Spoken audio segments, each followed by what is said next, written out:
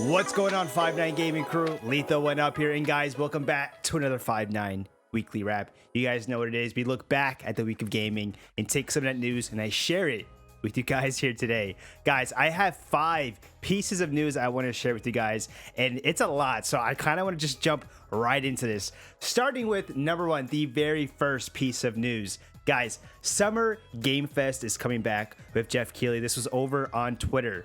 Begins June 10th with a special kickoff live show. It's going to be a live premiere showcase, including a performance by Weezer Video. That's dope. It will be streaming everywhere at 11 a.m. Pacific and 2 p.m. Eastern Standard Time.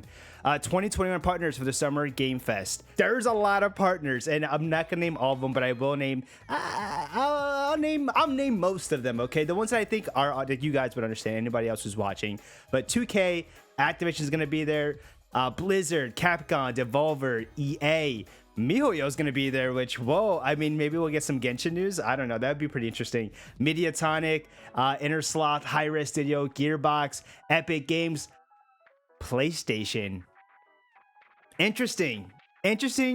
I'll save it for the end. I always give my thoughts on things towards the very end, but that's an interesting one. We have Riot Games, Sega, Square Enix, Steam, Xbox, Warner Brothers was cool, Ubisoft, and Tencent Games, and more. But there's more to this, right? In the replies to this tweet, because this is literally based off of Jeff Keighley's tweet, but in the replies to this tweet, Twitter user Xenosaga asked, "How long is the show and how many world premieres?" To which Jeff responded and said, "Probably around 2 hours, question mark," which Jeff cracks me up. He's probably not even sure. Maybe 2 hours, could be longer, could be less. 12 premieres, I believe, and probably more than that. Dog, 12 premieres? That would be pretty crazy. Now, like myself, I just thought, man, they probably won't be anything big, right? No big world premieres, I can imagine, because June 10th and E3 is happening not that far off, right? E3 is like the same week, if not starts off I think that weekend or whatever. E3 is literally right after this. But anyways, that's pretty crazy. But again, I'm going to go ahead and read this next tweet. Right now, there was a reply to that. He asked the question, will the announcements, are they going to be smaller companies for the premiere? Smaller companies, or are they going to be bigger AAA announcements from publishers? To which basically Jeff just responded and said, there will be big games.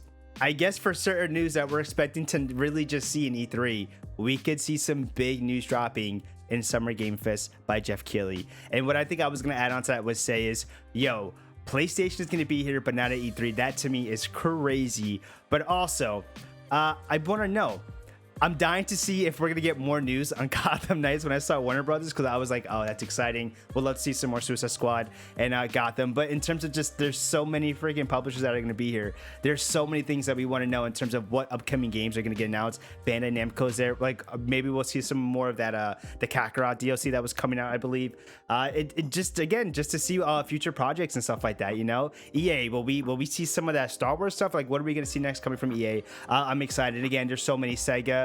I mean, we're not gonna see any Persona stuff, but I don't know. Whatever we're gonna see come out soon, who knows? Square Enix, stop! Don't even get me started. Again, this is normal talk for E3, but now this is talk going into Summer Game Fest, which is exciting because this in itself has become bigger from Jeff Keighley. And lately, he did Summer Game Fest. I think it was last year.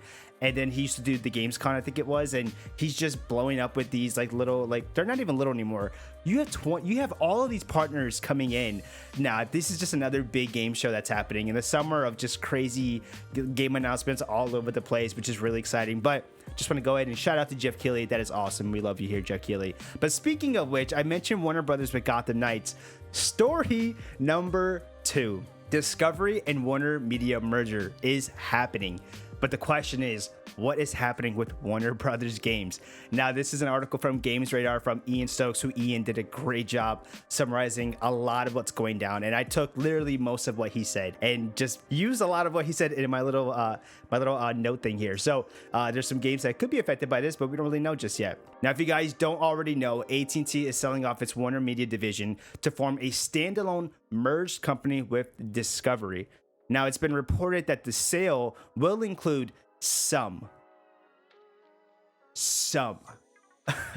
of Warner Brothers Interactive and Warner Brothers games, but not all. Some. Keep that in mind. Just some and not all, apparently. There's a chance the studios could be split into 2 or more separate entities, game studios.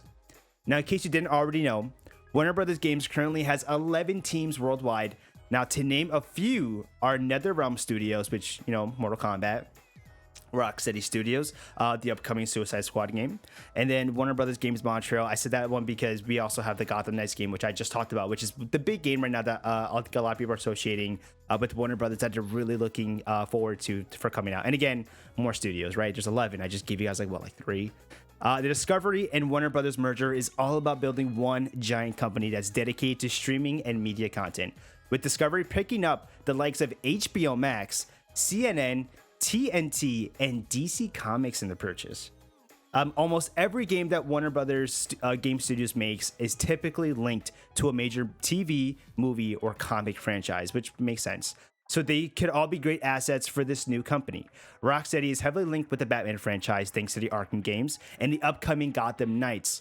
So it makes sense for Discovery to go ahead and snag along, right, that studio, right? You should be keeping Rocksteady. But did I say earlier, not all, and some of these studios are going to get kept with this merger and not all of them. So it does make you think from the rest of them, what could we possibly might not see, or what could potentially happen? Does this mean that they sell off to other publishers? Because if you guys didn't already know, this was announced, I think it was last year, but AT&T, it was unlikely that AT&T was going to be hanging on to some of the Warner Brothers games, in not sure what capacity, to what degree, but it seemed like they were going to be selling off some of the IP, right?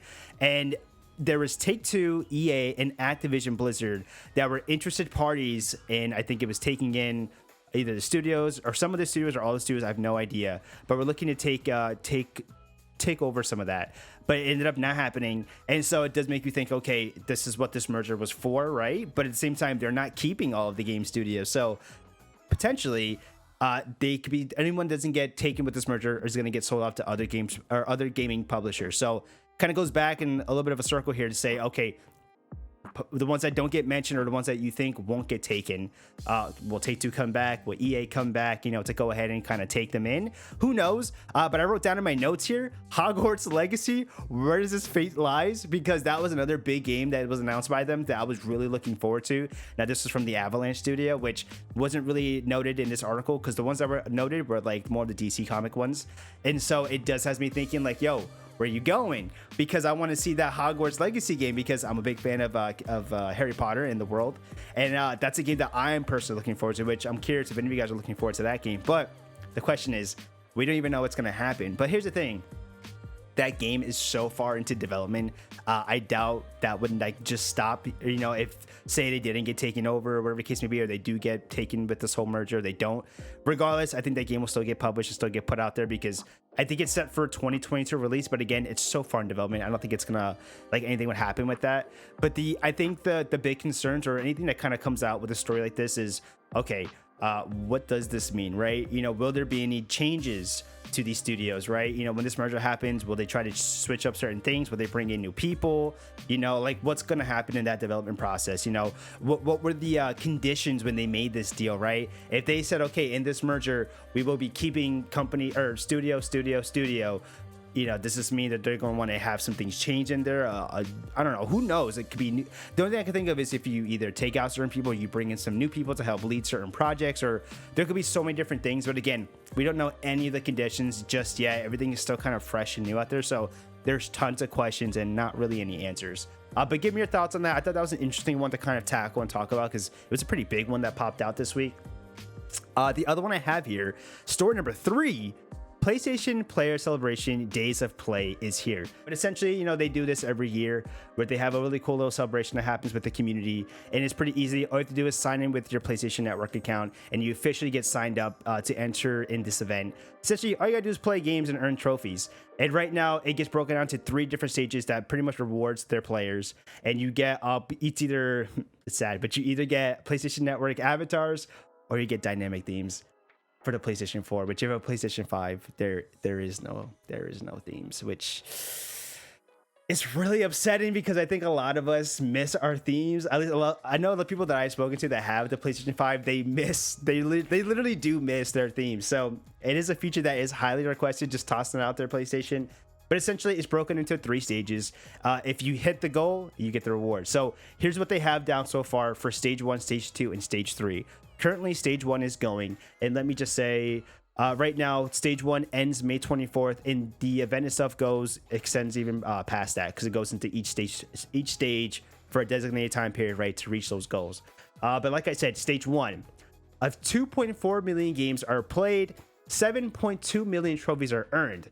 You will get a cool PlayStation Network avatar. You get one, and you get a PlayStation 4 dynamic theme. Now, again, it's hard for me to describe it. Some I can describe, some I can't describe. But we'll have a graphic shown. I think it's on this side. I think it's on this side. You should see a graphic being shown.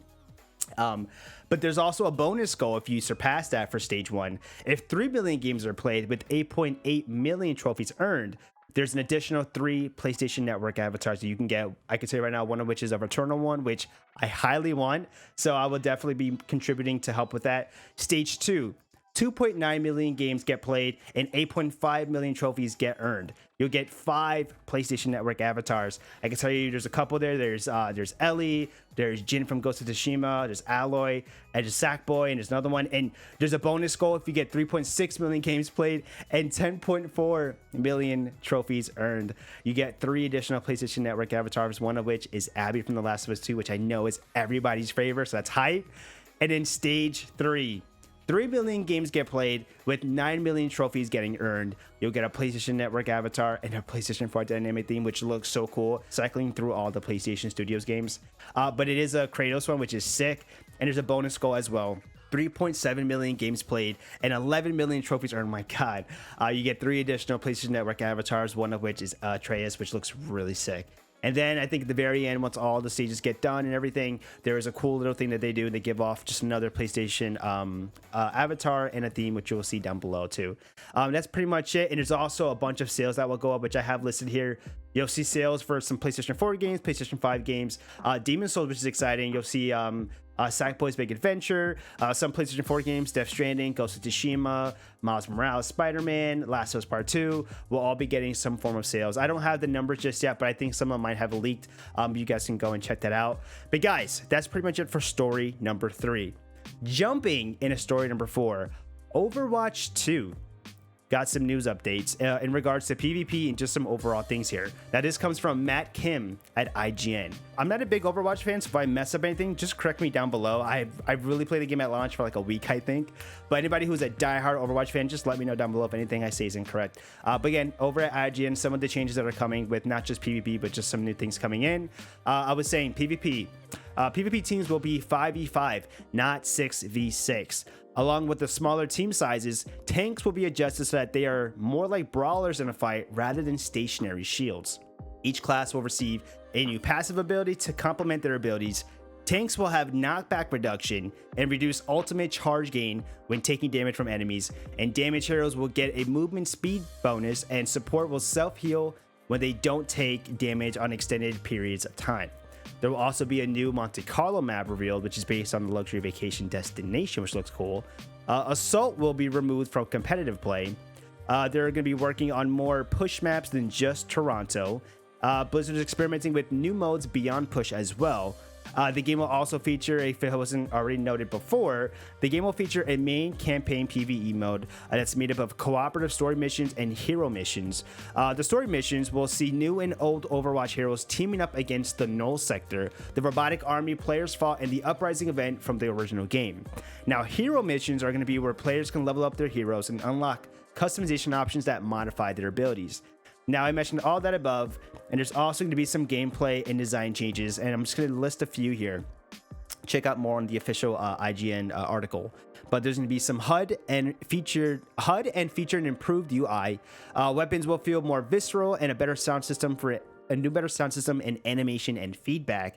And Overwatch 2 will continue to add new Hero 2.0 looks, which are updated designs for every hero in the roster and more.